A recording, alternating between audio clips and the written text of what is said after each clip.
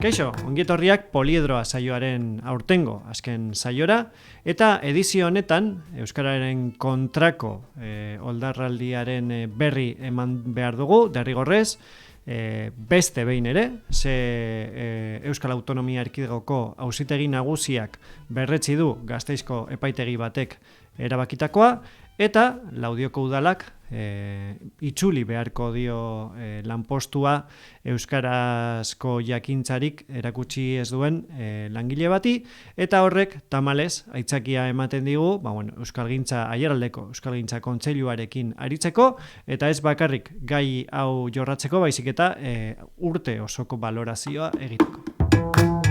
Eta gaur, Euskarari buruz eta Euskararen kontrako oldarraldiari buruz mintzatzeko besteak beste, gurekin Kristina Alemani daukagu, bera bada tokiko, Aiaraldeko Euskalgintza Kontseiluaren bozeramailea, eta hasteko, ezinbestekoa da galdetzea, Laudioko udalaren kontrako epaiari buruz. Zehazki, berriki atera da helegitea, pasaren astean, eta berriro ere, mobilizazioak deitu dituzu, ezta? Bai, honek azkenean aurretik datorren egoera baten bukaera edo, deselazea dakar, berriro ere, epai bat Euskararen aurkakoa. Hori esan beharra dago, epai bat oinarritzen dela argudio faltsuetan, zientifikoetan, bere atzean euskarafobia dagoela, eta argudio faltsu horiek erabiltzen dituena batzutan maila oso eskasekoak, euskara zaila dela esatean moduan. Baita ere planteatzea dikotomia bat dagoela lan eskubideen artean eta hizkuntza eskubideen artean, eta hori erabat faltsua da. Horregatik gu jarri nahi dugu azpimarra hortan, horri aurre egin behar zaiola eta horri erantzun behar zaiola. Erabaki honek kaltetzen du Laudioko udala, baina baita ere Laudioko eragileak eta eskualdeko eragileak. Kasu konkretu honetan, langile horrek harremana eukingo luke eskola komunitatearekin, ikastetxeekin, eta hor euskaraz lan egitea beharrezkoa da. Hor gure eskubideak kaltetzen dira erabaki horrekin, argi dago. Eta horregatik beharrezkoa da irmoki erantzutea. Aipatu dituzu, argudioa zientifikoak, dikotomia edo kontraesan faltsua aurkeztea, hau da, euskara jakintza eta lan eskubideak nolabait kontraia hartzea, hori ez denean egia. Nola garatuko zintuzke argudioak? Alde batetik zientifismoarena, eta bestetik, askotan ere medikuntzan, ere entzuten ditugu alako argudioak ez, euskarak nolabait kaltetzen dituela lan eskubidea. Nik uste dut denbora larbe ez dugula galdu behar defentsiboki erantzuten, hau da, argudioiek berez jausten diren argudioa dira, zergatik gaztelaniaz ez dira argudioiek inoiz erabiltzen. Argi dago. Hemen badago motivazio bat euskararen aurkakoa eta euskaltuntasunaren aurkakoa. Ez duena usten euskara normaltasuna lortzea. Helburua hori da, normaltasun politikak ezin garatzea, hizkuntza politikak ezin garatzea, baina ez neutraltasun batetik, baizik eta gaztelania inposatzeko, kasu honetan. Orduan, argudio horiek berehala ikusten dira, ez dituenean erabiltzen epaiak adibidez beste jurisprudentzia batzuk, erabiltzen dituenean Toledoko kontu batzuk ez datozela testu inguruan ezin direla txertatu, ez daukatela zentzurik, eta gero beti frogatzen ez diren argudioa botatzen dira. Claro, ez duguna egingo euskalduna da etengabe gure burua justifikatu. Hortan ez dugu jauzi behar. Baina bai esan behar dugu argudioik erabat faltsuak direla. Eta ez dela egia. Eskola komunitatea sari bagara, eskola komunitatea 100% D ereduan dago Laudion. Beharrezkoa du bere interlokutoria euskalduna izatea. Hori bai dela objektiboa. Esatea euskara zaila dela, uste dut, irribarrea ateratzen zaigu. Baina espainiar batentzat da zaila, baina japoniar batentzat ez, orduan non dago objektibotasun hori.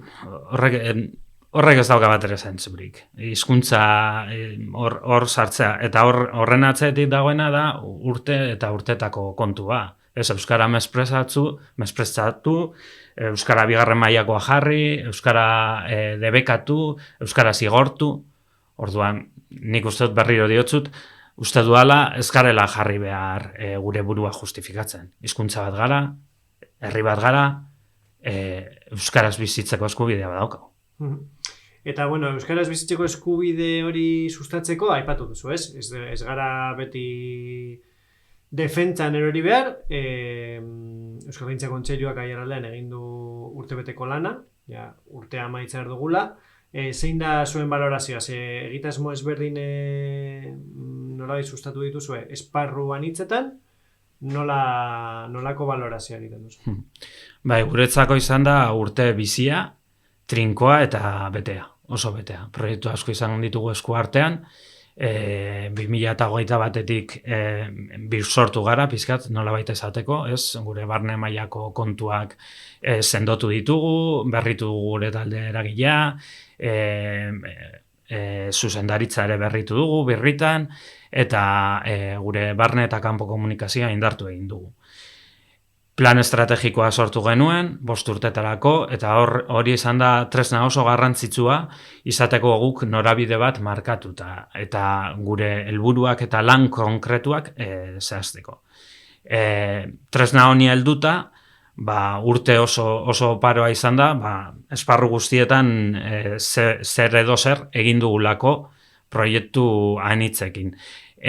Helburua izatez hori baita, eragin behar dugu esparru guztietan, batzutan hori zentratu gaitezke, oraingo kasuan bezala, bidegabea den epai bat eta eraso bati, batez ere eraso bat delako horren atzean dagoena, erantzuteko eta erakusteko gure jarrera, baina eraiki behar dugu. Eraiki eta eragin behar dugu esparru guztietan. Askotan esaten da umeak, gazteak.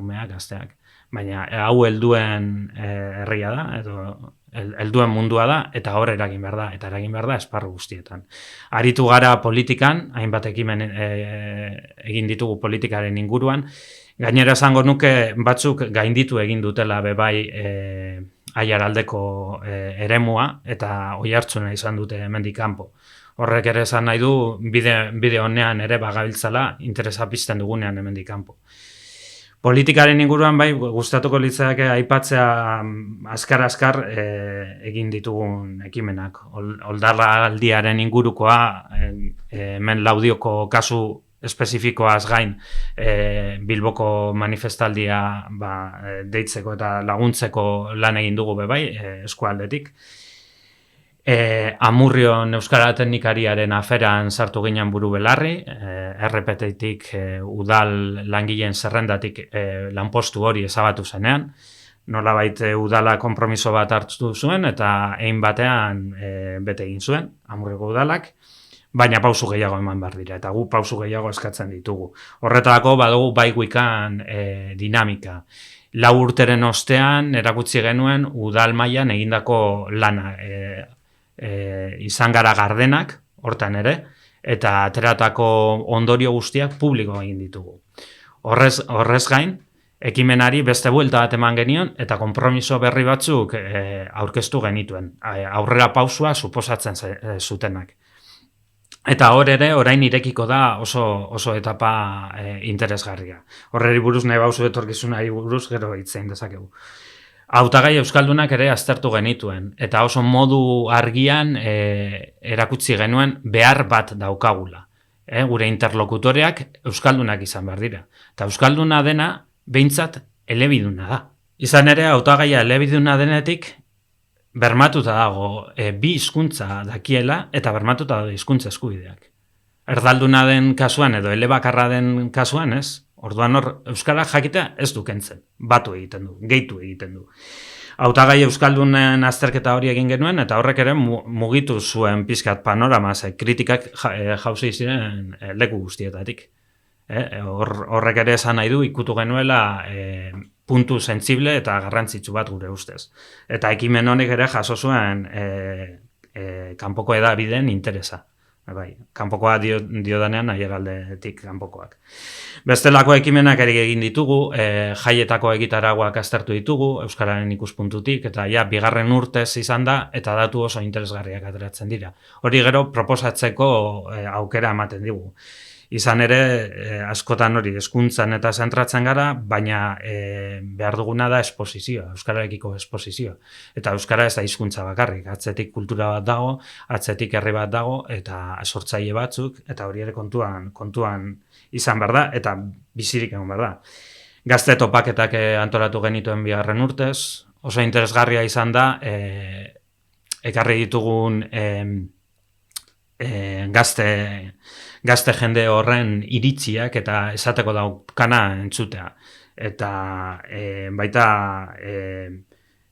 zentzu horretan, futbola euskaraz ekimenean ere antzeko gauza bat egin genuen, eta kanpoko jendea eta barruko jendearekin jardunaldi batzuk egin genituen, eta hor ere gauza oso interesgarriak entzun genituen.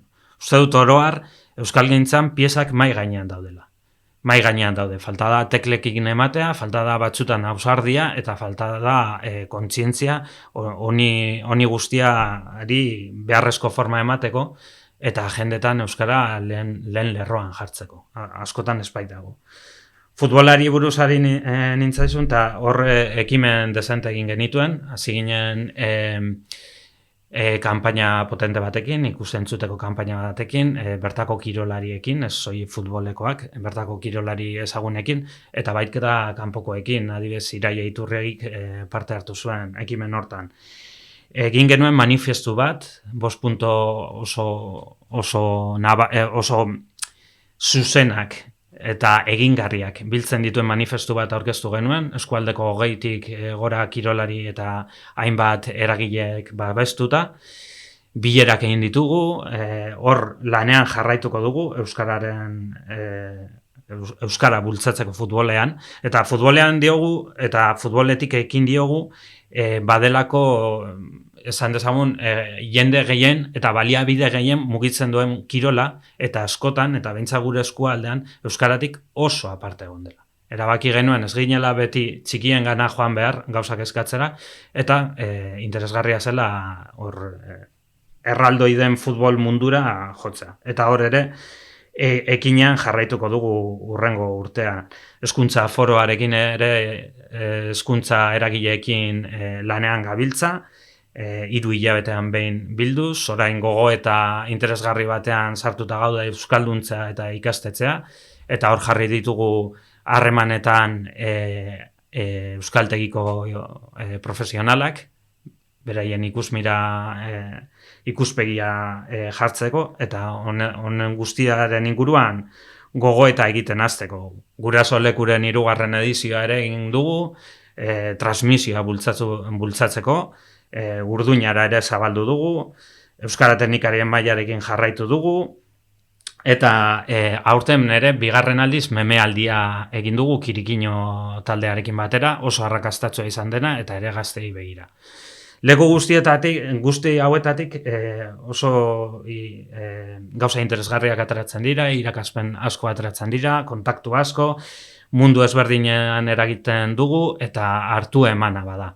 Eta pizkat hori dana lotzen duen beste proiektu bat ere martxan daukagu dela Aiaraldeko herri kurrikuluma.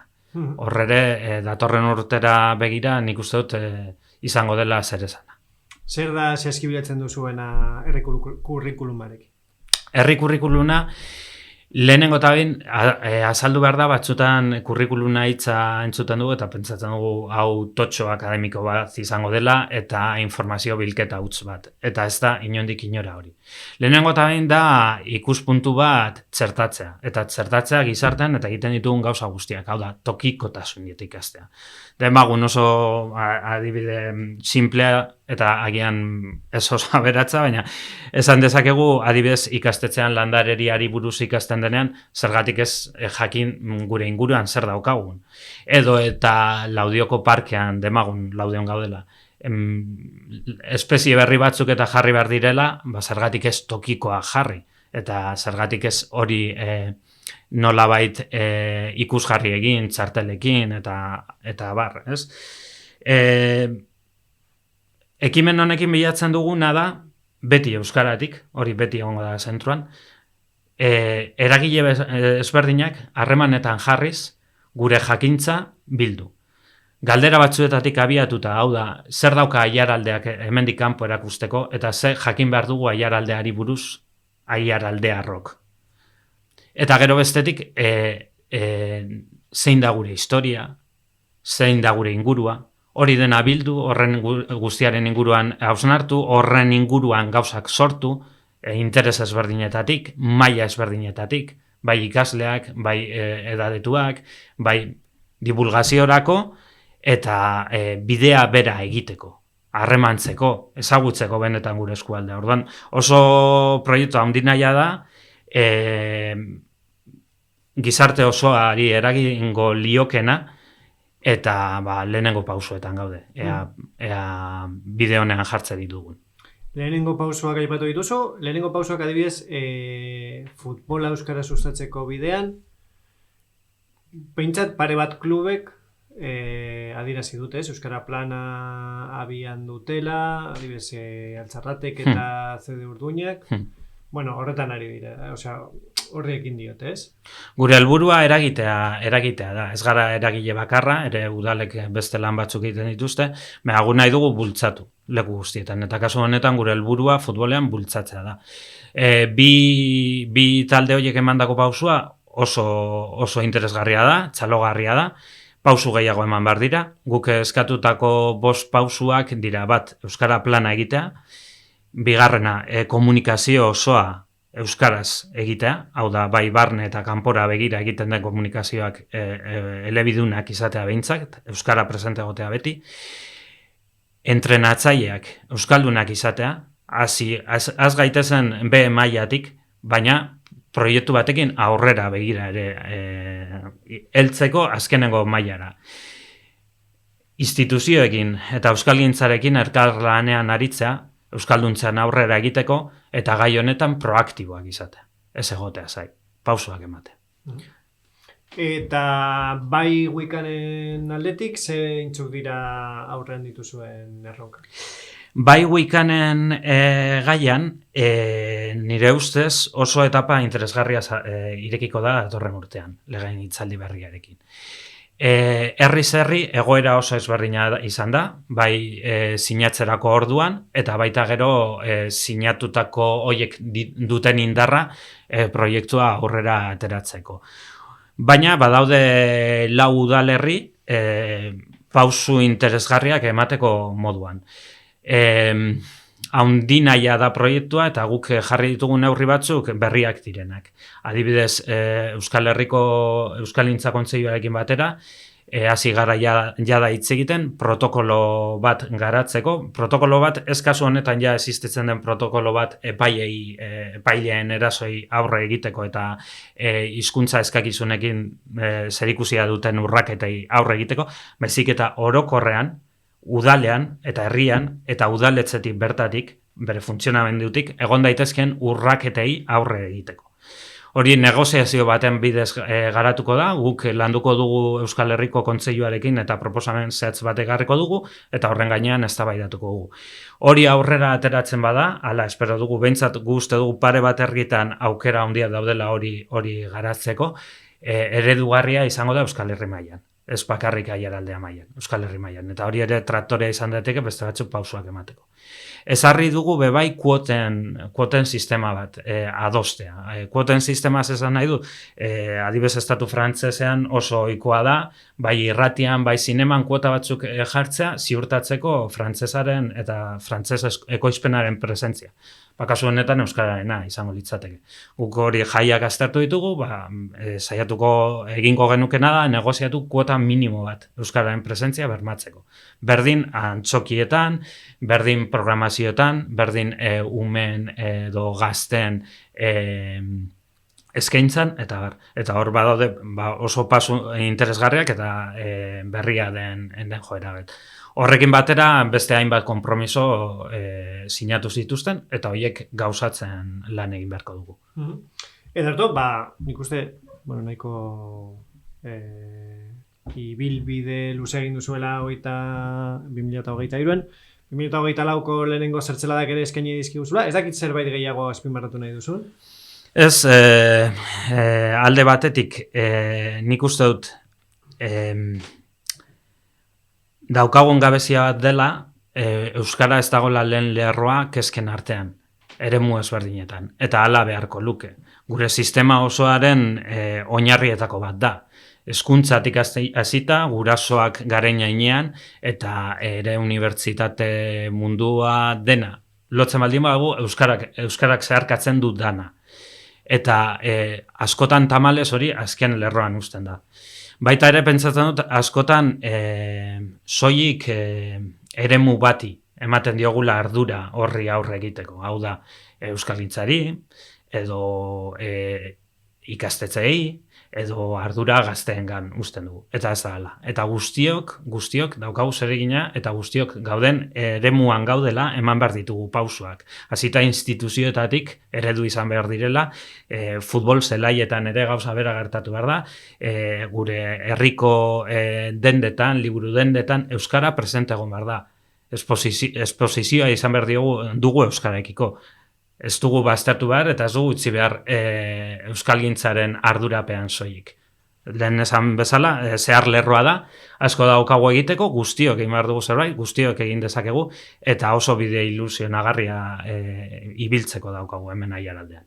Erto, bueno, nolabait, gonbidapen horrekin, itziko elkartzeta ez, guztiok gure ardura hartzea esparru guztietan, eta ez ustea beste eskuetan, ez da euskalgintza kontzerioen eskuetan bakarrik ere. Orduan, mil esker Cristian gurekin hausnarketa hauek guztiak eta egindako guztia partekatzeagatik. Mil esker zuri, Aitor.